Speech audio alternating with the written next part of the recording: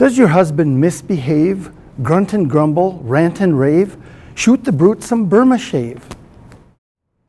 We can all look into the past and see where roads diverged, like Robert said, Frost said, two roads diverged in a yellow wood and took a different path. And with Burma shave, that's exactly what happened.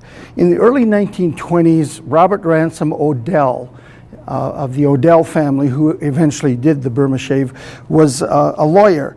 But lawyers didn't make much money, and he lived in Minneapolis. And he had gotten a recipe for a liniment from a sea captain. And he made this liniment in his office, which stunk up the whole building. And it wasn't something that sold well because it was something that people only needed when they were not feeling good. So it was called Burma Vita.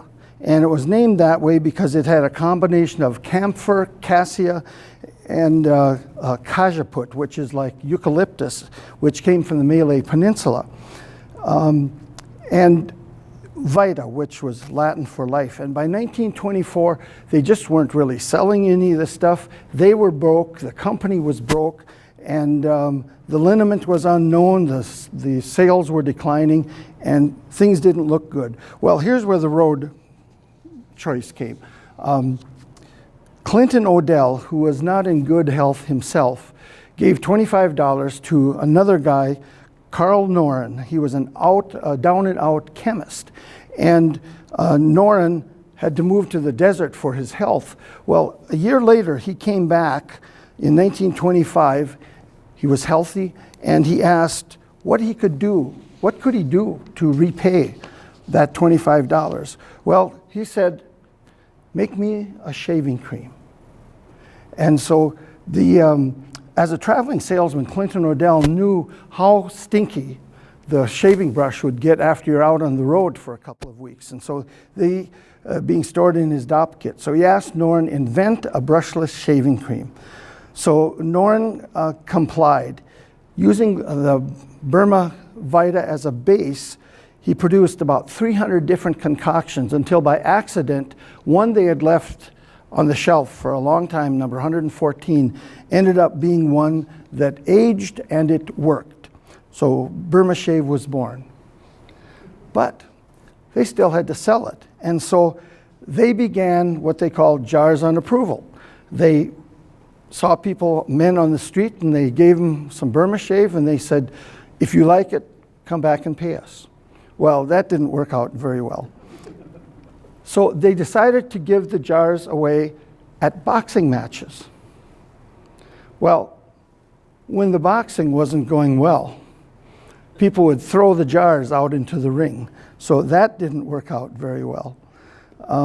They put it in drugstores, but it didn't really work. And part of the reason was that at this time, there was a big deal on shaving in America, and so they had competition. They had Molly's brushless shave cream. There was Barbasol, no other way of shaving. There was Cranks. And with all of those, there was just competition. Well, Alan Odell was a traveling salesman at the time, and on a road to Illinois, he saw a set of signs, and the signs were, one said gas, one said oil, one said restrooms, and the last one had an arrow pointing to a gas station. And that intrigued him, and he thought, I wonder if that wouldn't work. So what he did, he checked with Chicago advertising experts. And they said, oh, give me a break. It'll never work. Why would you even try something like that? Sales Management magazine said, why don't you do a legitimate advertising campaign? But Alan persevered. He asked his dad for money to try it. And Clinton Odell gave him $200. They used old boards and made Burma Shave signs. In 1925, they erected them on Highway 65 to Albert Lea and Highway 61 to Red Wing, Minnesota. So it's a Minnesota product. The result was far better than they could have ever imagined. The company's income went from zero in 1925 to $68,000 in 1926. Well, they had to write the Burma Shave jingles, because what you had was 6 signs by the side of the road. Is he lonesome or just blind, this guy who drives so close behind? Don't stick your elbow out so far, it might go home in another car. So Alan Odell started writing these signs, and the early ones were not very really punchy or funny. Goodbye shaving brush, half a pound for half a dollar, very fine for the skin, druggists have it, cheer up face, the war is over, Burma Shave. One of the great discoveries, goodbye shaving brush, old men look younger, young men look handsomer, very fine for the skin, Burma Shave. So his wife, I talked with his wife Grace, and she said she kept a paper and pencil and a flashlight beside the bed, because Alan would get his ideas in the middle of the night, and he'd poke her and he'd say, from 3 to 5, say, Grace, Grace, I've got another one.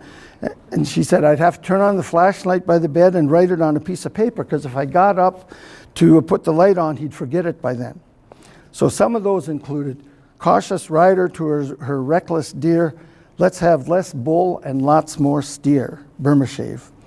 Past schoolhouses, take it slow, let the little shavers grow, Burma Shave.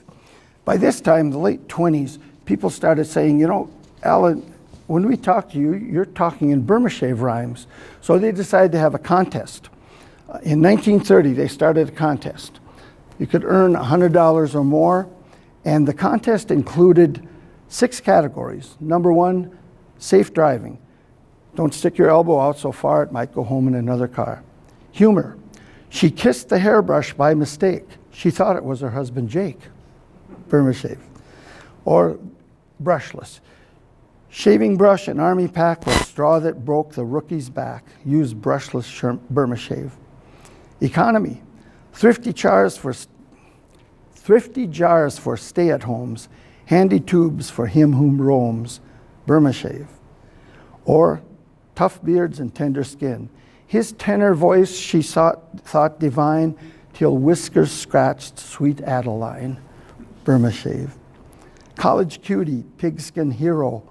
Bristly kiss, hero 0. Burma Shave. And then the last one, avoid substitutes. Substitutes are like a girdle. They find some jobs they just can't hurdle.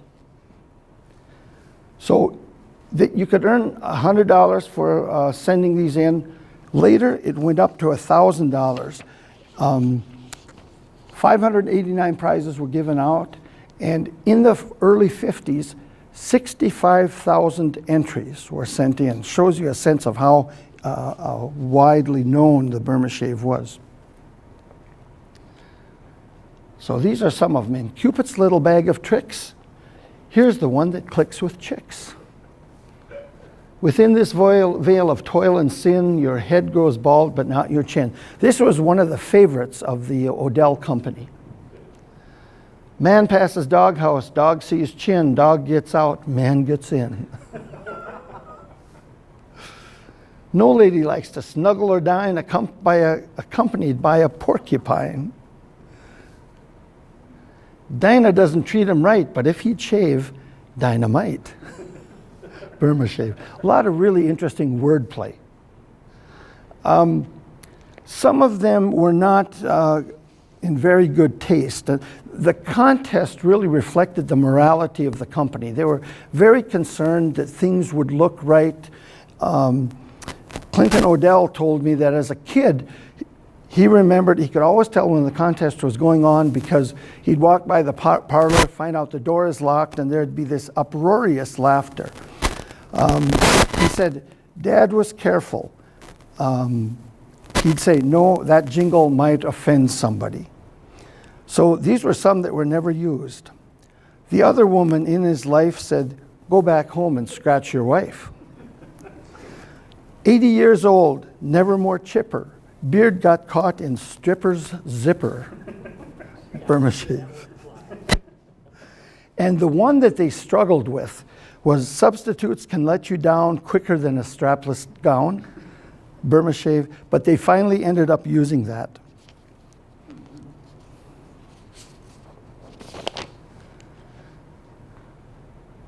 Grandpa's out with Junior's date, old technique with brand new bait. That's kind of a questionable one, I thought. Now, this shows Burma shave on curves. It was never put on a road with curves. It always had to be a straightaway, and they went to a farmer and asked, and they paid him for it. Well, some of the signs caused problems. They got him into hot water. The midnight ride of Paul for beer led to a warmer hemisphere. The beer haulers got mad about that, so they jerked that sign. In 1938, Allen woke his wife, Grace, and said, "Write down my latest inspiration. Free, free, a trip to Mars for 900 empty jars of Burma shave." It seemed harmless. The signs went up.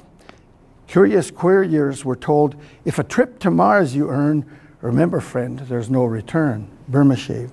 Well, there's a guy in Appleton, Wisconsin, Frenchy French. He had a Red Owl store. So he sent in, he said, "When dealing with Burma, we expect a quick shave. Why split hairs about a trip that I crave?" The answer, the company said, "Our rockets are ready. We ain't splitting hairs. Just send us the jars and arrange your affairs." So Frenchy did. He came with a Brinks truck full of 900 empty jars of Burma shave, and they sent him to Mars, Germany. M-O-E-R-S, pronounced Mars. They said it's basically just a little four-way stop. One other one that caused problems was free offer, rip a fender off your car, mail it in for a half-pound jar of Burma shave. Well, they got all kinds of fenders from toy cars. They also got fenders of real cars, 25 crates of the real fenders. So they took down those signs. But incidents like these endured the company to the public and enhanced its reputation. So with all these things that are against it, with all the forces arrayed against it, that it wouldn't work, it was no name, new product, competition. Why did it survive? Number one, that it was a slower, simpler time. Grace Odell said it was so much slower and I think better. The signs were 100 paces apart, meant to be read in 2 seconds each at 35 miles per hour. A study conducted by the University of Pennsylvania reported that no phenomenon more reliably slowed down speeders than a set of Burma shave signs.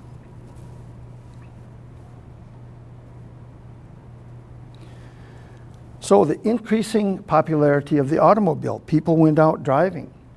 There was little competition for roadside advertising at the time.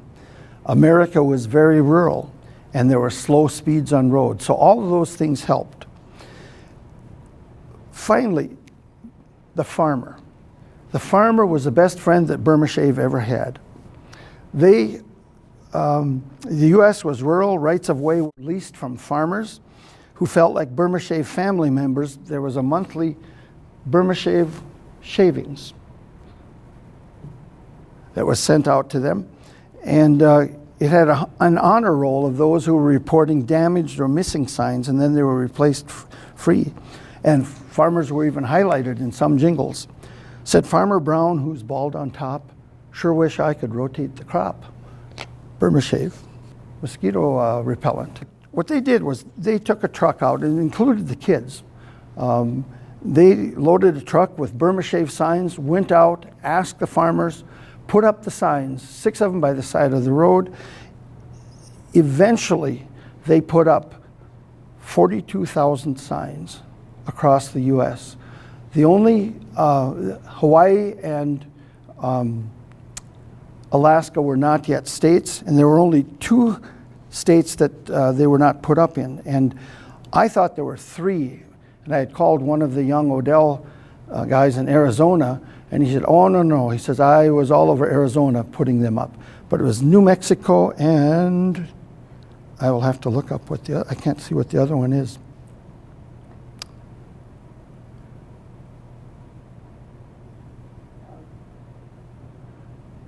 Anyway, Clinton B. Odell, Allen's son, was just out of college, and he thought, I'm in really great shape, so putting up these signs shouldn't be a problem. He says, but I had no idea what shape I was in until I started putting up the signs, digging the holes. I could dig 1 or 2 holes to my partner's 4 or 5, and at the end of the day, I was exhausted.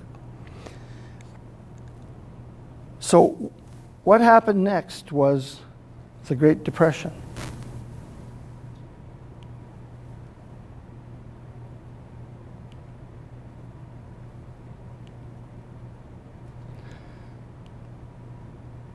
And there was a rumor that went around that they were going to reduce the payment, which was about between $5 and $20 a year for them. What's never been totaled is how many farmers were saved during the Great Depression because they got that money in from Burma Shave, but it was considerable. Nevada and New Mexico were the 2 states that they were not in. And during the Depression, what was really curious was they went from 500,000 customers to 6 million. Think about that with during the Depression. And again, many of them were about farmers. Old Dobbins reads these signs each day. You see, he gets his corn that way, Burma Shave. Or Old MacDonald on the farm shaved so hard he broke his arm. Then he bought Burma Shave. The signs were originally 10 by 36 inches, installed on 8-foot steel posts dug 3 feet into the ground. They were just the right height above the ground so horses could scratch their backs on them, breaking the signs until they were raised 2 feet. As road speeds increased, they were enlarged to 18 by 40 inches. Most areas, the rhymes on the signs were changed every 2 years. Not everybody was happy with Burma Shave. Women thought that the signs and the jingles made them look bad.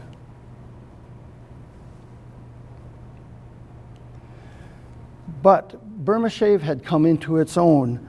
It had not only survived the Great Depression, it had prospered. So here you can see some of the covers the nation. All those show where the Burma Shave signs were located. What's the date on these? These would be the 30s, starting to go into the 40s. Is that they're at their peak? Yeah, they went from 1925 to about 1963. They were sold to a cigarette company. Philip Morris, yeah. But Philip Morris didn't do much with them. They put up some signs, but it didn't work. They were one of the first companies, if not the first company, to do public service signs, the don't stick your elbow out.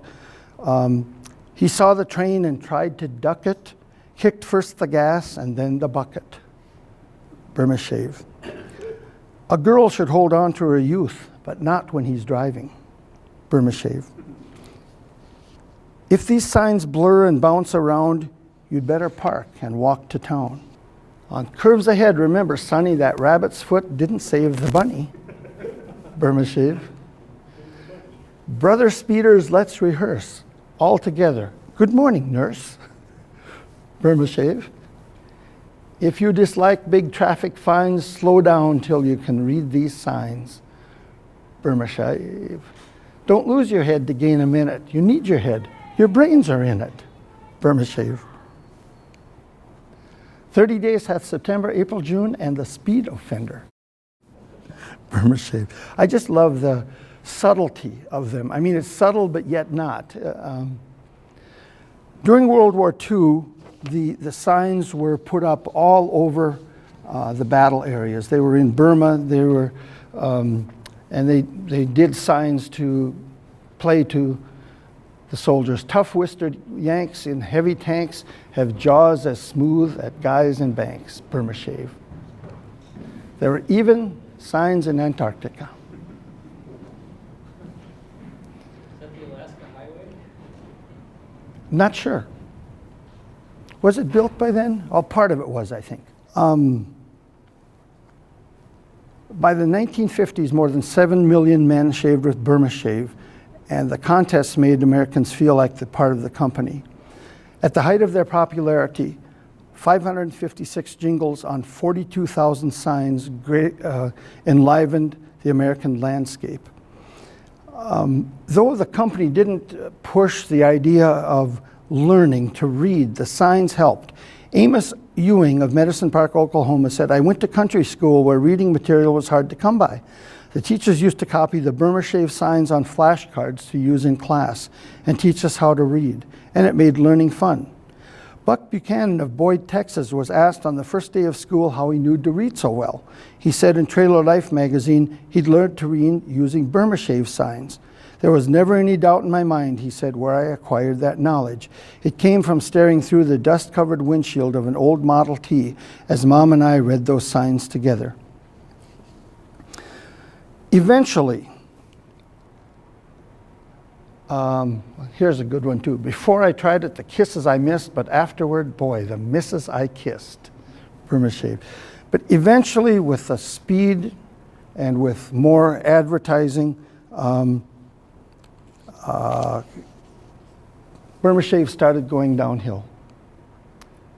They started doing shorter ones. Look spiffy in a jiffy, Burma shave. They put some inside buses as well. 50% quicker, 100% slicker. It just didn't do it.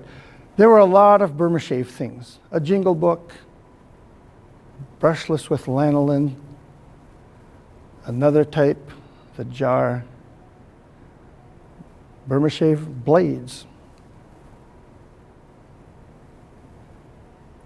Oh.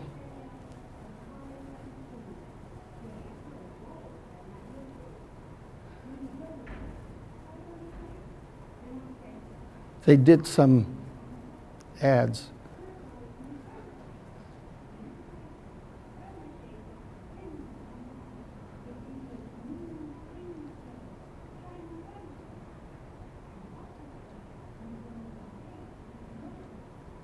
Deodorant, mosquito cream, and they advertised in different places, trying to get back. One of the things that it just was not able to get it back.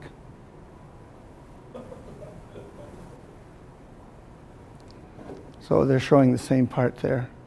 And then there's little toys, t-shirts, thimble,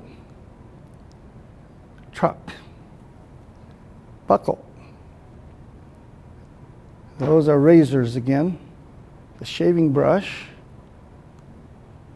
Yep, there's the lather. So there was a Burma shave lather. Aftershave lotion, pre-shave lotion.